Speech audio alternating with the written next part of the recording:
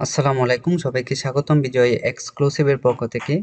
আজকে আমরা লোগো ডিজাইনের এই টিউটোরিয়ালে আমরা শিখব একটা ক্যালকুলেটর দিয়ে কিভাবে একটা লোগো ডিজাইন করতে হয়।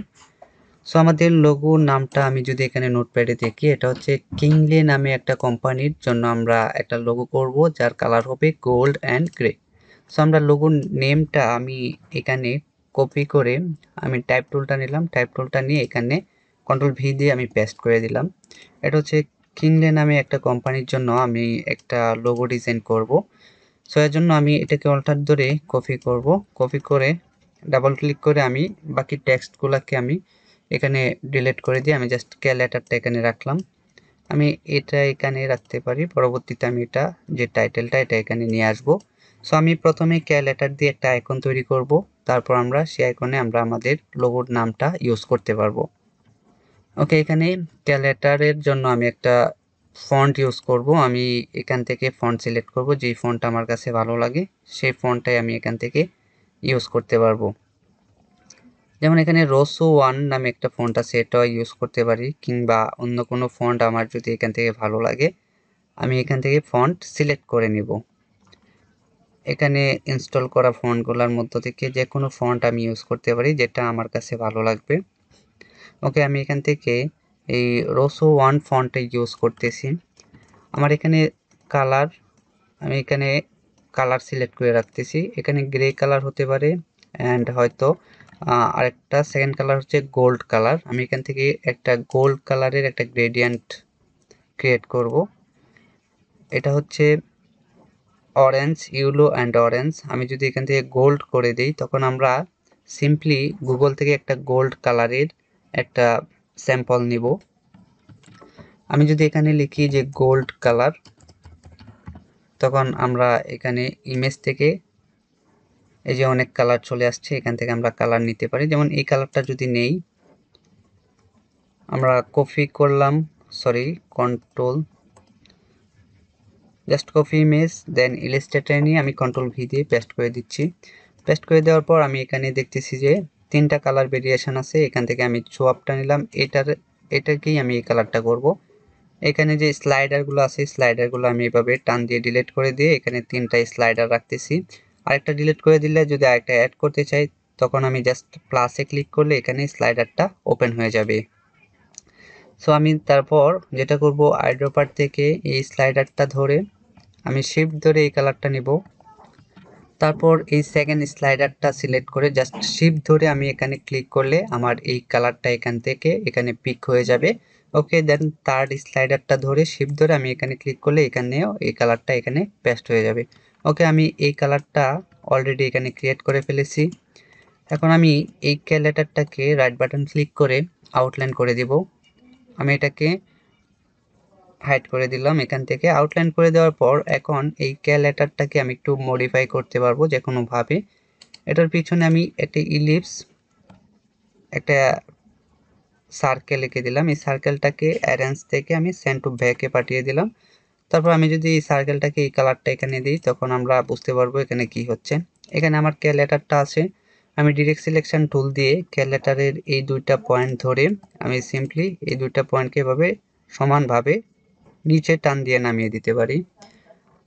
নামিয়ে দেওয়ার পর আমি এই যে উপরের এই দুইটা পয়েন্ট ধরে আমি উপরের এই দুইটা পয়েন্টকে এভাবে উপরে উঠিয়ে দিতে পারি। দেন আমি এখান থেকে দুটো একসাথে সিলেক্ট করে এই যে যে বাড়তি যে এইগুলা আমাদের লাইনগুলা এখান থেকে, এটা হচ্ছে শেপ বিল্ডার টুল, শেপ বিল্ডার টুল দিয়ে জাস্ট অল্টার ধরে আমি এটা ডিলিট করে দিলাম। যে বাড়তি অংশটা আমি এখান থেকেও এটা অল্টার ধরে এই পাশের বাড়তি অংশটা ডিলিট করে দিলাম।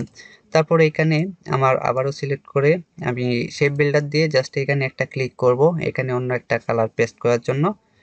এখানে যদি আমি একটা এখানে ক্লিক করি তখন এটা ডিভাইড হয়ে যাবে। ডিভাইড হয়ে যাওয়ার পর আমি এখানে চাইলে অন্য কোনো কালার অ্যাড করতে পারবো। ওকে, যেহেতু আমাদের এখানে রিকোয়ারমেন্ট ছিল এই grey colour and gold colour, so আমরা এখানে এই পাঁচটা গ্রে কালার ইউজ করতে পারি। অ্যান্ড এটার মিডল যেটা আছে, মিডলটা আমি যদি হোয়াইট কালার ইউজ করি তখন আমরা কীরকম লাগে এটা দেখতে পারবো। সো ওভারঅল আমরা যদি এখানে আরেকটা ইলিপস এঁকে দিয়ে একটা বর্ডার দিয়ে দিই, যেমন ইলিপসটা এখান থেকে আমার সেন্টারটা ইন্টারসেক্ট, এই যে সেন্টার থেকে ধরে শিফট অল্টার ধরে এইভাবে একটা ইলিপস, আমি একটা ইলিপস এঁকে দিলাম,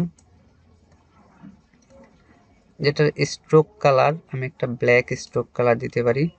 ওকে, এই ইলিপসটাকে আমার সমান করে দিতে হবে এখান থেকে। দেন আমরা এটা দেখতে পারবো অ্যাকচুয়ালি কীরকম দেখা যাচ্ছে। ওকে, এখানে ক্যালকুলেটরটা আমরা চাইলে মডিফাই করতে পারি, কালার চেঞ্জ করে দেখতে পারি যে কেমন কালার দিলে এটা ভালো লাগবে। যেমন এখানে যদি ব্ল্যাক কালারটা দিই এরকম লাগছে, হোয়াইট কালারটাই মোটামুটি আমার কাছে ভালো লাগতেছে। তারপর আমি এই দুইটাকে এখানে নিয়ে আমি যেহেতু এটা হচ্ছে কিংলে কোম্পানিটা, এখানে আমি লোগোর নামটা প্লেস করে দিতে পারি। এখান থেকে ক্যারেক্টার থেকে যদি অল ক্যাপস করে দেই তখন এখানে আমরা এই টেক্সটটা যেটা আছে ফন্ট নেম চেঞ্জ করে দেব। এখান থেকে অন্য একটা ফন্ট ইউজ করব, যেমন রোসো 1 এটা ইউজ করতে পারি। দেন এই যে এভাবে আমরা এটাকে সবগুলা ধরে কন্ট্রোল জি দিয়ে গ্রুপ করে এই সবগুলো একসাথে ধরে আমি পেজের মিডিলে অ্যালাইন করে দিলাম। তারপর যদি কোম্পানি কোনো স্লোগান দেয় এটার নিচে আপনারা স্লোগান অ্যাড করতে পারবেন। তো এটা হচ্ছে মূলত একটা সার্কেল টাইপের একটা লোগো আমরা ক্যালকুলেটর দিয়ে আমরা বানিয়ে নিলাম। ওকে, আমরা চাইলে এটাকে আরও ভার্সন করতে পারি। এখানে নিউ একটা আর্টবোর্ড নিয়ে জাস্ট এগুলাকে ধরে অল্টার ধরে এখানে নিয়ে আসলাম। নিয়ে আসার পর এখান থেকে আমরা এই আইকনটাকে চাইলে এইভাবে ইউজ করতে পারি। এই যেভাবে কোনো ওয়েবসাইটের হেডারে যদি ইউজ করে, ওয়েবসাইটে যদি এই লোগোটা আপলোড করে বা ওয়েবসাইটে রাখতে চাই তখন এই ওয়েবসাইটের যে কোনো কর্নারে এই লোগোটা এইভাবে রেখে দিতে পারবে। আমরা যদি চাই এটাকে কালার কম্বিনেশন করব, কালার কম্বিনেশন করতে পারবো। যেমন এইটাকেই অল্টার ধরে একটা এই পাশে কপি করে রাখলাম। এখন আমি যদি চাই যে এটাকে একটু মকআপ করব, মকআপ করে দেখব যে অ্যাকচুয়ালি 3D কোনো ওয়াল বা 3D কোথাও যদি 3D আকারে প্রিন্ট করে বা এটা প্লেস করে তখন এটা কীরকম দেখাবে। কন্ট্রোল শিফট ও দিয়ে আমি এটাকে আউটলাইন করে দিলাম এই টেক্সটটাকে।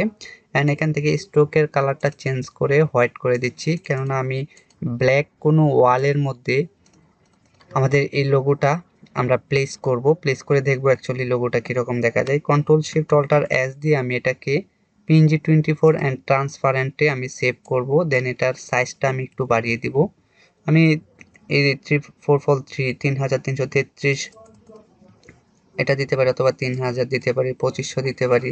দেওয়ার পর আমি সেভ করব আমার ডেস্কটপে। ওকে, ডেস্কটপে সেভ করে আমি এখন আমার লোগোটাকে ফটোশপে মকআপ করব। যেমন অ্যাডোবি ফটোশপে গিয়ে আমি সিম্পলি একটা মকআপ ওপেন করব। এখান থেকে যদি আমি 3D কোনো মকআপ, আমরা এই 3D মকআপটার মধ্যে আমরা আমাদের লোগোটা প্লেস করব। এই মকআপটা আমি ওপেন করলাম, জাস্ট এখান থেকে ইউর লোগোতে ডাবল ক্লিক করে আমি আমার লোগোটা এখানে প্লেস করে দেব। ওকে, এই লোগোটাকে হাইড করে দিচ্ছি, হাইড করে দিয়ে আমি ফাইল থেকে আমি যদি প্লেস করি, ডেস্কটপ থেকে আমার লোগোটা এখানে আমি যেটা সেভ করেছিলাম এটা প্লেস করে দিচ্ছি। ওকে, এখানে চলে আসছে, জাস্ট রাইট বাটন ক্লিক করে এখান থেকে কন্ট্রোল এস চাপ দিব, কন্ট্রোল এস দিয়ে আমি সেভ করব। আমার মকআপটা গিয়ে আমার 3D ওই মকআপে বসে যাবে। ওকে, আমরা এইখানে যদি আমরা চলে আসি, এই যে এখানে কিন্তু মকআপটা বসে গেছে, কিন্তু আমাদের লোগোটা কিন্তু তেমনভাবে বোঝা যাচ্ছে না। এই জন্য আমার কিছু ইফেক্ট আমার ডিলিট করতে হবে এই মকআপ থেকে। যেমন ইফেক্টে ক্লিক করলে আমরা যদি এখানে লাইটে যাই, লাইট থেকে এই যে এই ইফেক্টটা আমি যদি উঠিয়ে দিই তখন আমি এই যে লোগোর অরিজিনাল ভার্সনটা আমি দেখতে পারবো। এখান থেকে আরও কিছু ইফেক্ট যদি এখান থেকে উঠিয়ে দেই, আমরা যদি এই ইফেক্টটাও যদি উঠিয়ে দেই তখন আমরা এই যে অরিজিনাল লোগোর যে আমাদের ইফেক্টটা বা স্টাইলটা আমরা এখান থেকে দেখতে পারবো। সো আমরা যদি কোনো এই লোগোটা 3D ওয়ালের মধ্যে প্রিন্ট করে তখন এই লোগোটা এরকম প্রিভিউ হবে। এখান থেকে যদি এই লোগোটা কন্ট্রোল টি দিয়ে আমি আরেকটু বড় করে দেই তখন ওইখানেও গিয়ে আরেকটু বড়ভাবে এটা প্লেস হবে। ওকে, তারপর আবার কন্ট্রোল এস চাপতে হবে, কন্ট্রোল এস দিলে এটা আবার সেভ হয়ে যাবে। ওকে, আমার এখানে সেভ হয়ে গেছে। আমি এখন এখানে আসলে এই ওয়ালের মধ্যে লোগোর সাইজটা একটু বড় আকারে আমি দেখতে পারতেছি। সো আশা করছি আপনারা পুরো লেসনটি বুঝতে পেরেছেন। আপনারা চাইলে এখান থেকে ড্রপ শিডিউলটা একটু কমিয়ে বাড়িয়ে দেখতে পারেন যে ড্রপ শিডিউলটা উঠিয়ে দিলে কীরকম লাগে। এই যে সবগুলো ড্রপ শিডিউল উঠিয়ে দিলাম, তখন এটা আরেকটু গর্জিয়াস মনে হচ্ছে। এখানে আরো কালার কম্বিনেশন করে আপনারা দেখতে পারেন লোগোটা মকআপ করে কিরকম দেখা যায়। সো ধন্যবাদ সবাইকে, আশা করছি আপনারা এই লেসনটি বুঝতে পেরেছেন। যদি কোনো প্রশ্ন থাকে তাহলে অবশ্যই কমেন্ট করবেন এবং পরবর্তী ভিডিও পেতে অবশ্যই চ্যানেলটি সাবস্ক্রাইব করবেন। সাবস্ক্রাইব করে পাশে থাকা বেল আইকনটি অন করে দিবেন। সো পরবর্তী ভিডিওতে আবারও দেখা হচ্ছে। আল্লাহ হাফেজ।